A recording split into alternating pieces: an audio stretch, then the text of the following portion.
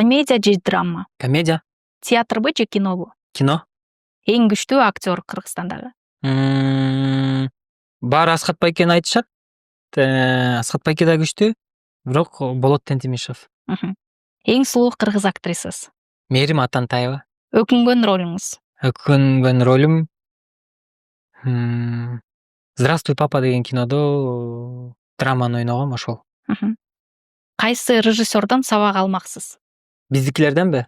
Руслан Байке. Дүйнөлүктөнчү. Биринчи Руслан Байкеден сурамакмын да. Дүйнөлүк режиссерлордон кимге барсам депчи. Жакшы. Таптакыр, тартпай турган жанр? Боевик болуш керек. Тартып көргүңүз келген тема? Акыркы учурларда ушул комедиялык мелодрама деп ойлонуп жүрөм. Баш тарткан образ? Баш тарткан образ кыздын ролу.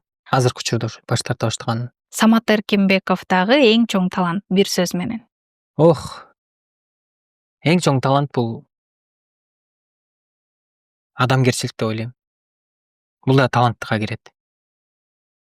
Аябай таланттуу болуп туруп, адамгерчилигиң жок болсо, сени эч бир режиссер чакырбайт, эч бир командага иштеп кирип, же бир эч нерсе иш кыла албайсың.